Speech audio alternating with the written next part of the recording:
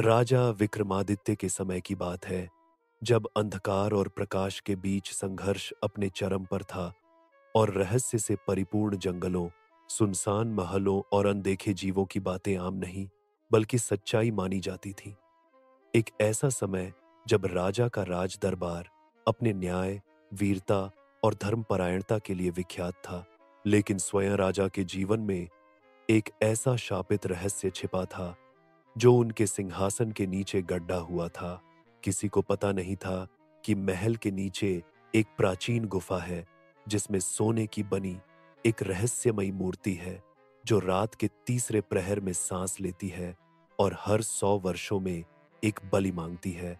राजा को भी इसकी जानकारी नहीं थी जब तक एक रात उन्हें लगातार तीसरी बार वही सपना नहीं आया जिसमें एक विकराल मुख वाला ब्रह्मराक्षस कहता है कि विक्रम, तुम्हारे राज्य का समय अब पूरा हो रहा है। या तो तुम बलिदान दो या अपना सर्वनाश चुनो। पहले तो उन्होंने इसे एक सपना समझकर अनदेखा किया, लेकिन जब महल के सारे दरबारियों ने एक एक करके आत्महत्या करनी शुरू कर दी, नदियों का जल रक्त बन गया और आकाश में काले पक्षी दिन में उड़ने लगे, तो राजा को समझ आ गया कि यह सपना नहीं बल्कि चेतावनी थी। तभी एक रहस्यमयी साधु दरबार में आता है जो कहता है कि राजन, आपके पूर्वजों ने जिस अधूरी यज्ञ विधि को बीच में छोड़ा था, उसी का प्रकोप तुम्हारे राज्य पर पड़ रहा है।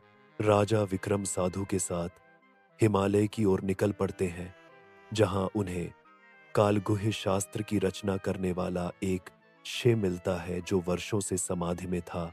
उसकी आंख खुलते ही वह राजा को बताता है कि वह मूर्ति असल में प्रेत रानी कालिका है, जो हर 100 साल में एक ब्राह्मण कन्या की बलि लेती है, और यदि यह बलिदान ना हुआ तो राजा की संतान, वंश और राज्य सब भस्म हो जाएगा। विक्रमादित्य उस दिन संकल्प लेते हैं कि चाहे कुछ भी हो जाए, वह यह बलिदान नहीं देंगे। इसी के साथ एक नया अध्याय शुरू होता है, जहां एक के बाद एक महल के भीतर रहस्यमयी घटनाएं घटने लगती हैं। रातों को रानियां नींद में चलकर छतों से कूदने लगती हैं। योद्धा अपने ही तलवार से अपना सिर काट लेते हैं और महल के दीवारों पर खून से लिखा होता है, बलिदान दो, नहीं तो विनाश लो। भयावहता इस हद तक पहुंच जाती है कि नगरवासियों का शहर छोड़ना शुरू हो जाता है और राजा अकेले पड़ने लगते हैं। फिर एक रात जब पूरा राज्य गहरी नींद में था, विक्रम स्वयं तलवार लेकर उस गुफा में उतरते हैं जहां वह सुनहरी मूर्ति धूप की रोशनी में चमक रही होती है। लेकिन यह कोई साधारण मूर्ति नहीं थी। जैसे ही विक्रम उसके पास पहुंचते हैं, उसकी आंखें लाल हो जाती हैं और मूर्ति अपनी जगह से हिलने लगती है। विक्रम अपनी तलवार निकालते हैं, लेकिन जैसे ही वह वार करते हैं, मूर्ति अदृश्य हो जाती है और एक कर्कश हंसी गुफा में गूंजती है, विक्रम, तुझे एक ही उपाय बचा है, या तो अपनी जान दे दे या एक ऐसी कन्या लाकर दे जिसका जन्म किसी तंत्र साधना में हुआ हो। विक्रम इस श्राप को मिटाने के लिए एक महायात्रा पर निकलते हैं, जहां वह तांत्रिकों, राक्षसों, नागों और सिद्ध योगियों से मिलते हैं। हर कोई उसे अलग उपाय बताता है, लेकिन एक बूढ़ी तपस्विनी कहती है, तेरा भाग्य एक राजकुमारी से बंधा है जो इस समय मृत्यु लोक में नहीं बल्कि प्रेतलोक में बंदी है। यदि तू उसे लौटा सका तो श्राप टूट जाएगा। राजा हिमगिरी की सबसे ऊंची छोटी की ओर बढ़ते हैं, जहां काल द्वार नामक एक द्वार है जिसे खोलने के लिए मृत्यु की अनुमति चाहिए होती है। राजा 3 दिन तक उपवास करते हैं और यमराज को प्रसन्न करते हैं।